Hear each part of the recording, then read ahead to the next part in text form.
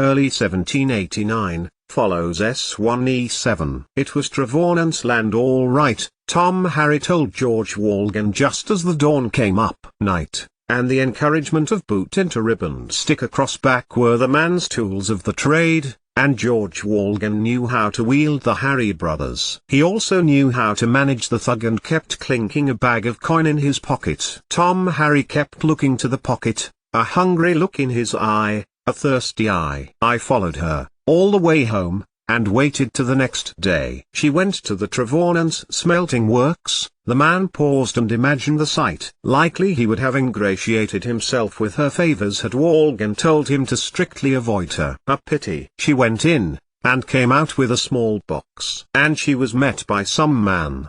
Do you know who? Wilde, I think, Mr. Wilde, owner of the Ding Tong mines. Yes, I know, George Walgan muses grimly. A collection of 7 mines, all in a cooperative, unbreakable in their loyalties, incorruptible. They made more combined than their individual mines would garner, for they dealt in bulk. William Wilde had gone to Francis Bassett, George knew, because his physician was the efficacious John Withering, because his daughter was a mine surveyor and was well regarded as having some sort of intuition as to what was beneath their feet. He wanted her for his mines. Not that he had more than Grambler, but he intended, with push and shove and Thomas Tankard on the case, to get the whole north coast and make himself even richer. But before that, George knew he needed to break this Canmore Copper Company at the root, and now he knew on whose land the smelting works stood. And now, through Ross Poldark's reckless disregard for his cousin, Francis Poldark had named the shareholders. It would be easy to apply the pressure, and, with the passage of time and economic logic, Wheal Leisure would be more and more vulnerable to a hostile takeover. His hostile takeover. Make sure that young woman comes to no harm, George Walgan told his hired muscle. I will need her in the future. And now, he handed Tom Harry the bag of coin, for a well-paid hound was a loyal one. Make sure you pay a visit to Mr. Orchid. 88,888,888. It was when the bright summer sun came to Cornwall that Davis Giddy and Humphrey Davy decided to suggest to Jemima Withering that they should go out on the sea. Both Davis, young man that he was at 19, and Humphrey, growing fast and now 13, came to Meadowsweet House, John Withering's home, to let him in on the surprise that they were planning. Well, it is her birthday on Street. Perrin's Day. Is March too early for what you plan? He looked up from his desk to the faces of the 2 young men, who had known Jemima for over 5 years and had always been her closest, dearest friends. I know a boatman out at Street Ives. He would take us out and over to the Isles. Only, he does not come back until the morning. Which wasn't a suitable arrangement for 2 gentlemen and 1 lady, even if they did think of themselves as siblings. Of course, my aunt lives there, Humphrey spoke up. I could write to her and see if she would put us up. I have the money you give me for my Saturday work, Doctor. John Withering stifled a laugh at 2 grave, eager faces, of 2 people who merely wished to allow his daughter to have a good day out on her birthday. Not that it was technically Jemima's birthday, she was born to Joshua Poldark's wife 2 days before. But then, such trivialities seemed so far away when all his wife Anne could see was a child struggling for life and a father who had rejected the child.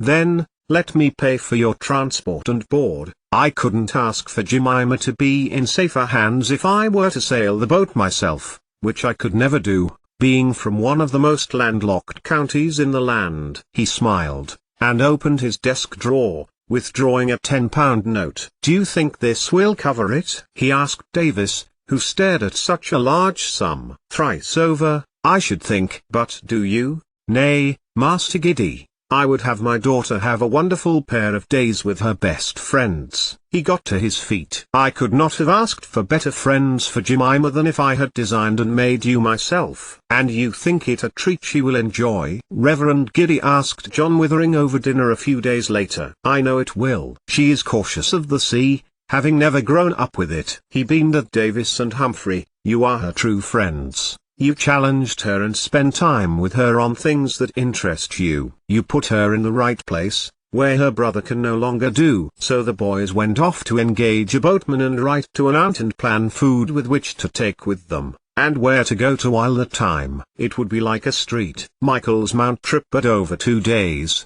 with good weather and marvelous things to hunt for in Rock and Shallow. When I leave this earth, I would like to say that I gave her a good life, a trait that she likes, and I protected her, and yes, if not knowledge of her real family, I placed her beside her brother. This he told to Giddy that Sunday when the Reverend mentioned Jemima's birthday. And are you going to tell her? In time. You agree the brother is reckless. If she felt compelling to make arrangements to live with him, I would feel that I had done her a disservice. She could easily retire and undertake domestic things. Wait for a match of a man in my class. Jemima has plenty of choices and I am glad to be able to give her something she likes. Withering stopped, and the pause between the old friends invited Edward Giddy to nod and agree, which he did at length, before adding, the girl has a right to know. There are others of her family. Her uncle has recently died, and, he broke off when he saw John Withering's expression. I know,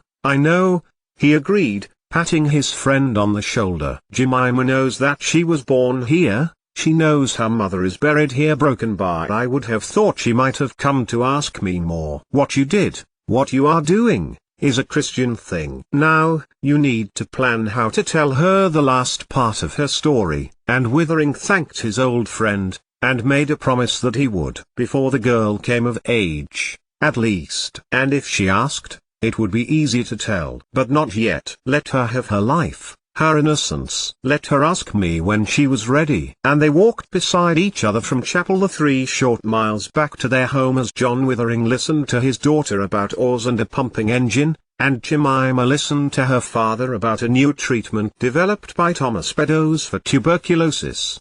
88,888,888. I don't recall seeing you in a dress before. There had been an argument at the mine the previous day over her 2 days leave. But you agreed it, Captain Poldark. Jemima protested. Her father had told her he wanted her to be at home for her birthday. She had come in early, to set off the men. Her team were below, all working towards Trevorgy now, and she would otherwise have been down there with them, taking measurements, selecting places where Jago Martin could take samples. It was the look of Will Henshaw, Captain Henshaw, Jemima reminded herself, that troubled her most, that of coldness, disdain, hatred, even, gone, where once had been the golden warmth and openness that they had shared when she had first arrived. He had merely tipped his hat to her and walked on, a frown to his how. What had happened? She would apologize when next they met. But she couldn't think of that then. She had to finish the list of work to be done for that day, the conspicuous dress blowing readily in the breeze on the cliff as she saw them below. Zaki Martin had come past as she was seeing them below, surprised when he heard that she was to be on leave for a few days, adding, Poldark has not said. So as Jemima had gone to the office hut to find out about the leave her father had organized with Poldark, and to have him laugh at her in a dress, both had been surprised with the arrival of Humphrey Davy, who had chosen that moment to arrive with the assays of the miners' lung exhalation samples, lists of substances and approximate ratios. Copper dust, tin dust and arsenic, but there were some he could not identify. Jemima had given him a quick smile, and Humphrey had returned it as Ross Poldark scrutinized the list. My thanks, boy, Poldark had nodded, whereupon, Humphrey took back the analysis list and placed it into Dr. Anice's hand. I am apprentice physician to Dr. Withering and was taught chemistry by Master Watt. I trust you will find my assay accurate, and then looked across to Poldark, and you can find answer for the needs of your workers. Both Anice and Poldark had their mouths slightly ajar as he left, and Jemima fought to suppress a smirk. There could be no argument there, though Poldark would make one, and, predictably, it was his age that would become a target. Since when have we permitted schoolboys? He turned to Jemima as the mining teams trudged past the window to the pit head. You said you would undertake this work. I did, and Master Davy checked my work, Captain. There is copper, tin, arsenic in the dust, which means it is in the mine. And look, she men who worked in my team, behind the Blackstone, myself included, more copper, She broke off as Humphrey looked across to Poldark. "I can assure you I am well trained. Mr. Watt Jr. has taught me all the new course, and he was trained himself by—" Yes, very good, lad, you may go," Poldark told Davy. Humphrey inhaled, as if letting go the last few words of his sentence that he had been about to say, smiled solemnly at Jemima and let himself out. There was already several loads of copy, which makes sense. This proves nothing. Poldark exchanged a glance with Hiraeth. This proves that there is still copper there, on the southern level. It means, it is not conclusive. But you were right about the first. He looked Jemima up and down, and grinned. Your father came to see me. Of course you may have these days off, considering it is your birthday. But I don't recall seeing you in a dress before. Not here, at the mine. But my father did point you out once, in Truro. You dipped your hat to me. Jemima touched the strap of her bag that she used to carry her lunch and tools in. Yes, Poldark told her, waving a hand between them. Find Jago Martin and Ned Hoblin and tell them what you want done in your absence. And Jemima turned back from the office door. Happy birthday. Later that day, Poldark put his head around the door of the mine office. He looked at the papers that imp of a lad had written for Miss Withering. These? Hiraeth sought to clarify, when Ross nodded to the desk. They are accurate. Couldn't have been better if Lavoisier himself had essayed then. Or Cavendish. My God, he added. He's even added a note about percentage uncertainty in the calculation procedure that he has used a broken bar and a poem. 88,888,888. She had been told by her father to come home for her birthday and another, but when she had walked across the headland to home, and expected perhaps a birthday breakfast or a visit to town, she was surprised to find Humphrey was there, having hurried from Wheal Leisure to get there before her, as was Davis. The sillies. Jemima gasped in disbelief. Though she distrusted the sea, these were one set of islands she did wish to visit, and how marvelous that her friends had conceived the treat. But father, I have you a gift myself, he told her, and handed Jemima a large, leather-bound notebook. She was wont to complain her notes got in a muddle, and so her father had sent for one, large enough for her to carry, and beautiful enough to be worthy of his daughter's 16th birthday. She embraced John Withering for nearly a minute, knowing that she could not be as happy as she was at that minute, with her father and her friends around her. Humphrey, who seemed to be nearly her height, despite being only 13, and Davis, who was a man in stature but still looked like the young adolescent she had first met at Treasury when that house had been all that she and John Withering could call home.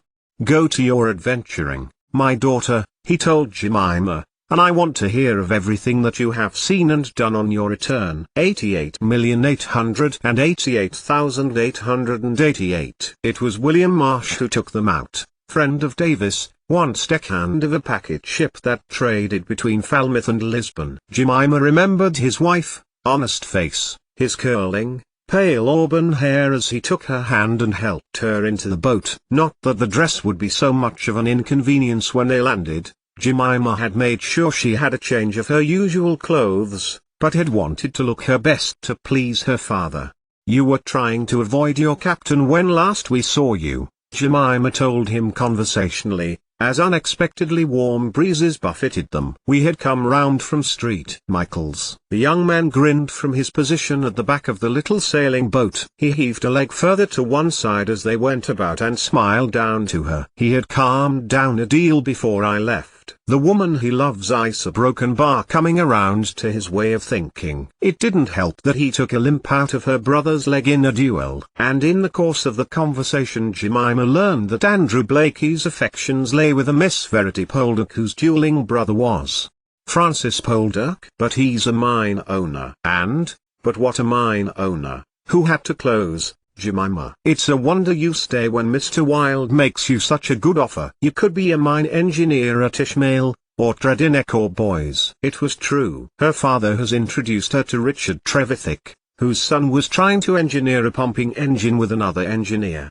Edward Bull. Jemima had wanted to stay and help. She had watched James Watt construct his engine, based on new commons, in a mine over at Iron Bridge. It would just need adaptations to work in Cornwall's unforgiving granite, and she would be there if she did not feel a more intense need to remain at leisure and convince Poldark he should head towards Grace. It was foolish as the man was in heading towards Trevegi. There was something that held her there, broken bar. I will go, and you know his son, do you not, Davis? Davis Giddy gave her a brief glance and then over to Humphrey, who raised his eyebrows. We were at Truro together, and a less capable boy I have ever met. Nothing was his speciality, and he did not finish. He was absent for a lot of the time, and what good is that? Not much, Jemima thought. But she had seen the boy, Richard Jr., working with Bull as if the engine they were building was the easiest task in the world. He had been educated somehow then,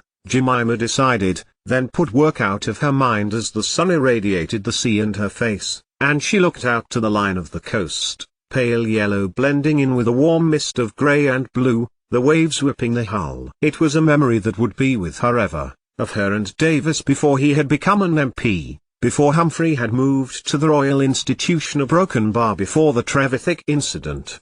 Feeling like she was with family, brothers who knew her thoughts and values, who could contribute to their adventures together. She felt light, she felt indestructible, excited for what they were to find over the course of the next 2 days. 88,888,888. Mrs. Warren, Humphrey's aunt, ran a drop-off boarding house where travellers, sailors, customs men and free traders came for a night or two. So when Humphrey arrived with Jemima and Davis, she came out of her kitchen, apron smeared with fish entrails, a ruddy face and a wide smile.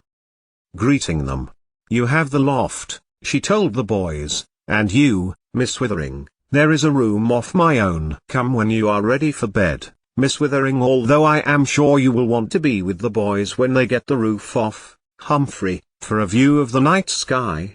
Mrs. Warren showed them the outbuildings which had a loft whose roof did lift off. The woman had laid some blankets up there and then had shown Jemima the bed made up for her. "Now you will eat, young travellers," Mrs. Warren told them all, more an instruction than a suggestion. And before they could get out on the strand to hunt for the animals and plant that these islands held, they ate bread and cheese and ham, and a yellow, crumbly cake flavored with Spanish saffron, and drank boiled water. They climbed tuffets of seagrass and paddles through shallows. The day, although bright, was still a little chilly and few sea creatures ventured far from the warmer shallows. They found hermit crabs and edible crabs, mollusks and limpets. Anemones, purple and blue and bladderwrack, were to be found on the shore opposite Currency N, and the friends sat on a grassy bank that afternoon, Jemima between Humphrey and Davis. Sharing out the once boiled water that Mrs. Warren, they looked upon the seascape, and Humphrey began to hum a folk tune, the melody recognizable to both, and they sang it together to an audience of sea cabbage and sandflies. Davis then reached into his pocket and gave Jemima a small wood carving that he had made himself out of driftwood, of a dove, which Jemima recognized as the same pattern as one on the tiles in the drawing room, a simple shape clearly created in the wood, a small olive branch in its beak, an overhang at the back that meant it could be attached securely to a garment with no need of a metal pin. Jemima leaned across and put both her arms around Davis in a hug. A shocking gesture as they been back in civilization. But here, it was just them, alone, in the ocean, the only ones in the world. "I too have a gift for you, but not as elegant as the one our friend Davis has given to you," Humphrey told Jemima, and swept up her hand in his. She opened her hand, in which now contained a folded piece of paper. "Pressure 1, pressure 2, temperature, mass." Jemima read out. "You've given me a hydraulic equation." "On the back," Davis prompted. Jemima turned it over and looked over words that were in sections. "Oh, Humphrey!" Jemima exclaimed with unusual emotion. "You wrote this for me?" When Humphrey nodded, she pressed it back into his own hands. "Will you read it?" There is nothing as special as hearing it from the author's own lips. Humphrey gave Jemima a look, one she could not fathom, and she smiled. Encouragingly, he smiled back too and took up the poem, leaping before his friends and, with a flourish of the paper, began, "Nature on the Scillies," he read, and scanned down the page. Then he cleared his throat. "Ye grand memorials of the fate of man that rise, a moral lesson to our eyes more strong and more impressive than the lore which sages teach and ponderous tomes enfold. To raise a temple and to gratify imperial pride and luxury. The world was ravaged as 1,000,000 slaves were taught to raise the pole fitted for barbarous sports, in which the blood of man was shed. The master of the globe, the image of eternal majesty, torn by the fangs of the relentless beast, the rack was brought from Egypt. Ancient Greece was robbed of all her gods, her temples spoiled, and the divinities which Phidias framed were brought in bondage to the capital. What now remains? Pillars broken, shafts, a heap of ruins. Witness those massy walls where once 100,000 voices hailed the dying gladiator. Silence reigns and awful solitude, yet a spirit dwells within these ruins. 88,888,888. It was in Jemima's head all that night, after she had put away Humphrey's tribute to nature into the pocket of her trousers. After they had had supper, Jemima went up with Humphrey and Davis and looked out to sea from the open roof of the barn, blanket around them as the night enfolded around them. With Humphrey's scope and a clear view of Jupiter and Saturn glimpsed up over the horizon, dragging its rings with it, the moon rose, with Venus its close companion. Jemima lay watching the sky with her two friends, dearest in all the world, beside her, awakening at dawn, and hoping that Mrs. Warren had not noticed that she had not gone there at all that night. 88,888,888. It was the afternoon when William Morris collected them to take them back to the mainland. They were going back via Falmouth, as the young man was to collect salt from an incoming cargo ship. "I don't know if I like the waves on the south coast as I do the north," Jemima mused. Her friends. "The waves seem happier here." She turned to them both. "I do miss Penzance sometimes, and the Mount." Jemima took their arms. As they got to Falmouth harbour, Morris was having trouble mooring. He soon found out why so many different types of vessel was moored, instead of being afloat. "It's my old captain," he exclaimed, and pointed to Andrew Blamey. "He's getting married."